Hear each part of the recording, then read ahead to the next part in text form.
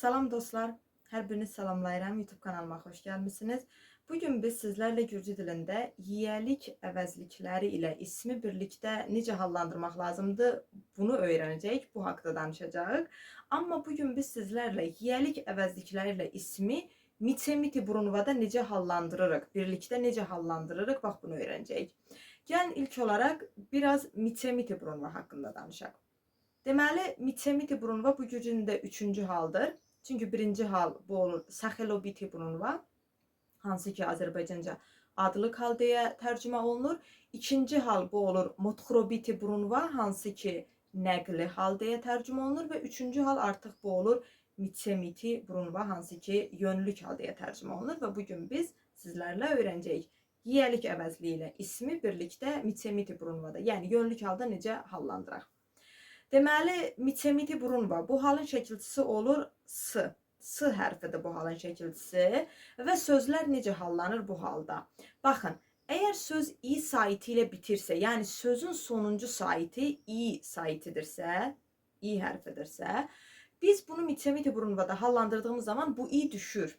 Sözün sonunda olan bu i saiti düşür və biz buraya s əlavə edirik. Amma digər saitlərlə bitirsə əgər bir söz, bu zaman heç nə düşmür və birbaşa sözün üzərinə s əlavə edirik.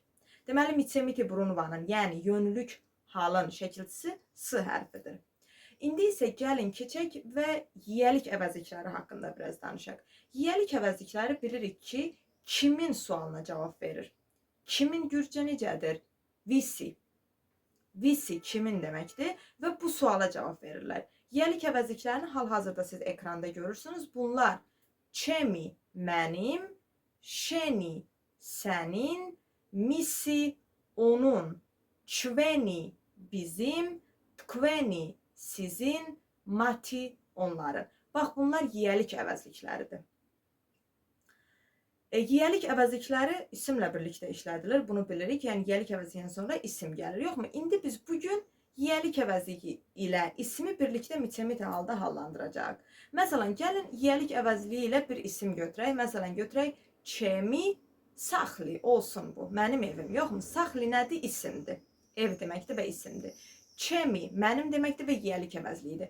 Burada biz yiyəlik əvəzliyi ilə birlikdə isim işlətmişik. İndi bu iki sözü biz götürüb birlikdə Miçemiti Brunvada, yəni yönlük halda hallandıracaq. Deməli, yiyəlik əvəzliyi ilə ismi birlikdə yönlük halda hallandıranda, yiyəlik əvəzliyi ayrı hallanır Miçemitidə, isim isə ayrı. Yəni, hər ikisi Miçemiti Brunvada hallanır. Çemi, bu Miçemiti Brunvada olacaq. Çems. Çünki biz nə dedik? Biz dedik ki, əgər sözün sonunda i saiti varsa, o i saiti düşəcək və oraya s əlavə olunacaq dedik. Çemi i ilə bitir. O i düşəcək və oraya s əlavə olunacaq və bu olacaq çems. Bunu ayrı hallandırdıq. Sonra nə gəlir? İsim gəlir. Saxli, ev. Çünki ra nə sualına cavab verir? İsimdir, yoxmu? Bu da yenə i ilə bitir. İndi bunu da gəlin Miçemiti Brunvada hallandıraq. Bu zamanda bunun sonundakı i düşəcək. Oraya s əlavə edəcək və bu olacaq saxls. Deməli, Miçemiti Brunvada çemi saxli bu fraza olacaq çems saxls. Mənim evimə, mənim evimi belə tərcümə olunur. Bu məsələ deyirik ki, çems saxls vuqureb, yəni evimə, öz evimə, yəni mənim evimə baxıram. Bax belə. Deməli, yadınızda saxlayın, yiyəlik əvəzliyi ilə ismi birlikdə Miçemiti Brunvada hallandırdığımız zaman hər ikisi ayrı-ayrı hallanır. Çemi saxli olmasın, məsələ olsun ki, şeni, çiqni sənin kitabın. Şeni yiyəlik əvəzliyidir, çiqni isimdir. Biz bu ikisini götürüb Miçemiti Brunvada hallandırdığımız zaman hər ikisi ayrı-ayrı hallanacaq. Şeni bu olacaq şens, çiqni olacaq çiqns. Yəni şens çiqns. Şens çiqns. İndi misi necə olur? Misi. Baxın. Misi yiyəlik əvəzliyi, 3-cü şəxsin təkinin yiyəlik əvəzliyi, yəni onun, bunu hallandırdığımız zaman bunun sonuna sadəcə i düşür və biz buna s əlavə etmirik. Yəni misi bunun sonundan i düşəcək, amma s əlavə etməyəcək. Bunu belə də yadınıza saxlayın, çünki elə özü s ilə bitir.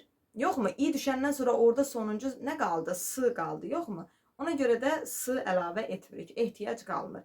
Məsələn, baxın, misi qalami sözünü götürsək, yəni onun qələmi, misi qalami götürüb bunu mitemiti brunvada hallandırsaq, misi bu necə hallanır dedik, sonundan i düşür amma s əlavə etmirik dedik. Yəni bu olacaqdır mis, amma qalami bu necə hallanacaq?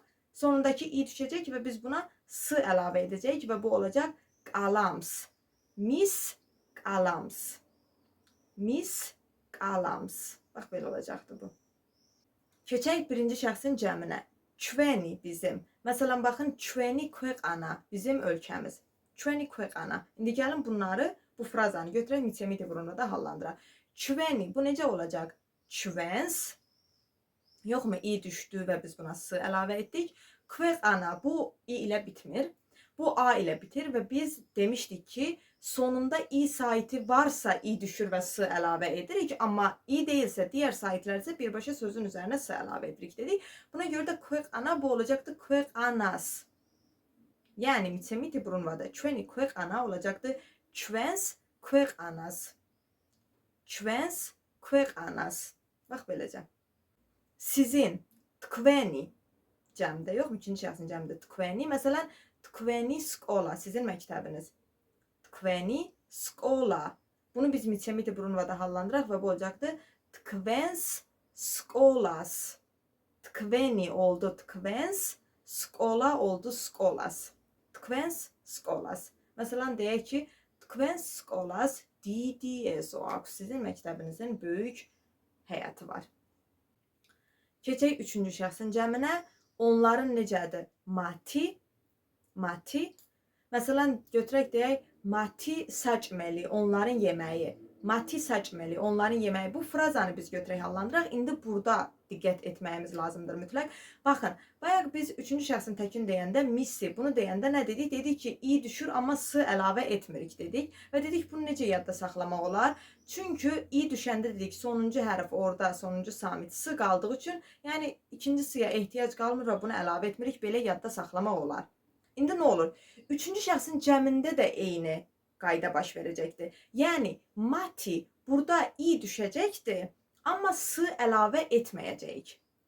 Yəni, mati onların, bu mitemiti də olacaq mat. İndi bayaq biz nə dedik? Dedik ki, mati saçmeli, onların yeməyi. Bunu biz, bu frazanı götürüb biz mitemiti brunvada hallandırsaq, bu olacaqdır mat saçmels. Məsələn, baxın, mat saçmels ar şeyxot, onların yeməyinə toxunmayın. Ar şeyxot toxunmayın deməkdir. Mat saçmels, onların yeməyinə. Bax, burada mat saçmels, bu artıq mitemiti brunvadadır. Bax, bunu yadınızda saxlayın. Deməli, biz bugün dostlar sizlərlə yiyəlik əvəzliyi ilə ismi mitemiti brunvada eyni anda necə hallandırmaq lazımdır, onu öyrəndik. Deməli, öyrəndik ki, yiyəlik əvəzliklərini ayrı, ismi də ayrı mitemiti brunvada hallandırıq. Hər ikisi mitemiti brunvanın şəkilçisini alır. Sadəcə üçüncü şəxsin təki və cəmi fərqlidir. Üçüncü şəxsin təkində misi, i düşür və heç nə əlavə olunmur. Cəmində də yenə eyni cür mati, i düşür və heç nə əlavə olunmur. Deməli, bugünlük bu qədər. Dostlar, başqa öyrənmək istədiklərinizi ya da sizin üçün aydın olmayanları mütləq videonun altında qeyd edin və mən çalışacağım ki, o haqda da videolar çəkib sizə çatdırım. Hər birinizə uğurlar arzu edirəm. Gələn videolarda görüşəndək sağ olun, salamat qalın.